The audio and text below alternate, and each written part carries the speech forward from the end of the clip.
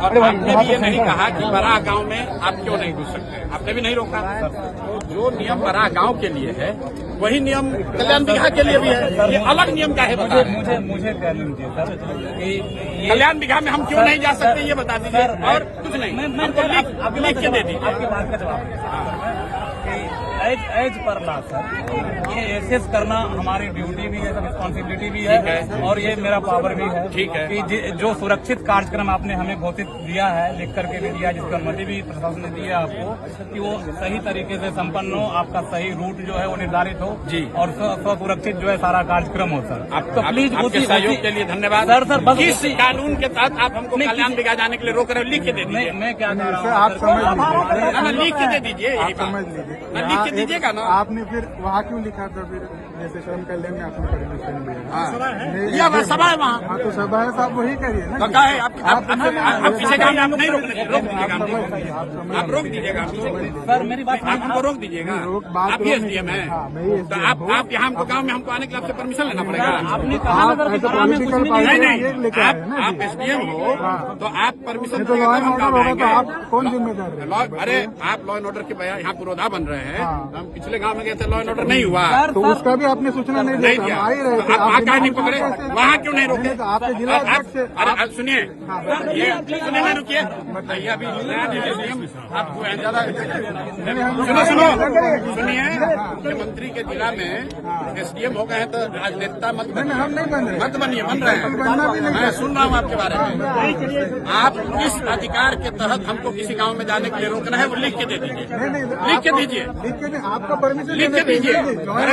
राष्ट्रपति शासन है क्या? गाँव में जाने के लिए परमिशन, गाँव में जाने के लिए गाँव में नहीं जा सकते हैं,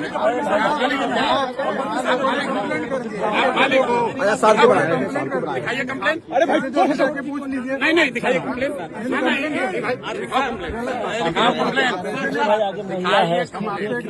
बिल्कुल मैं आपसे बहुत इज्जत से बात कर रहा हूँ, दिखाइए कंप्लेन।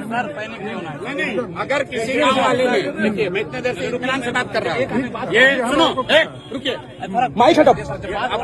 अफसर होने का रुआब दिखाने का आदत आप लोग को लग गया है, समझे ना, और आपसे कम पढ़े लिखे और अफसर नहीं है हम रोज पूरा बिहार में घूम रहे हैं, आपसे पूछ कर नहीं घूमेंगे।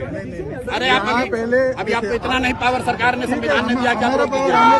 नहीं, बेकार दिमाग मत करो, आप रोक लीजिएगा, आप रोक लीजिएगा, सही बात आप हमको समझाओगे। डीएम साहब से बात करो, प्लीज, अगर आपको उलझना है, नहीं सर, क्यों उलझना चाहते हो आप? इससे बचाना आपका भी काम आपको दिक्कत ना हो जाए इसलिए। अरे हमारी दिक्कत है, चिंता मत करो, आप लिख के दे दीजिए, हम चले जाएंगे।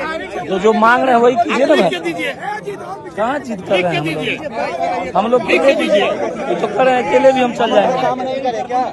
नहीं कोई नहीं बात, पीछे हो जाइए, हम आप काम कर रहे हैं, हम छोड़ देंगे, कोई नहीं बात, आप दीजिए हमारे, आप बिहार के सर को दीजिए। लोगों को बुला के धमकी देते हो, धमकी दोगे?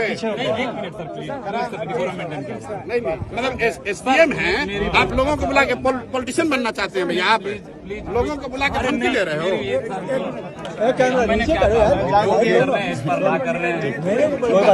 लॉ ब्रेक करने वाले लोग नहीं है, अरे मेरे भाई हम लोग लॉ ब्रेक करने वाले लोग नहीं है। सर ये बताइए, हमको रोकना होता था, हम बिहार शरीफ में रोक देंगे। आपके रोकने से रुकेगा? नहीं तो हम बोल रहे हैं ना, आपके रोकने से रुकेगा? आप तो बड़े नेता है ना, सीजन पॉलिटिशियन आप इतने बिहार के साधारण लड़के हैं, और आप कभी प्रशासन में आए हो कि प्रशासन को अफसर चलाया, फिनांस से रहो, फिनांस से रहो, बात कर रही नहीं तो लिख के दे दीजिए, के दे दीजिए, लिख के दीजिए, लिख कर दो, लिख कर दो, आपको 6 महीने बाद हम ही लोग आ रहे हैं, लिख के दो, नौकरी चली जाएगी, लिख के दीजिए, कानून बात कर रहे हैं, लिख के दीजिए। तो आप तो नेता, हम थोड़ी कुछ ना, अरे भाई आप लिख के दीजिए, क्यों नहीं जा सकते? भैया किस कानून के तहत रोक रहे हैं?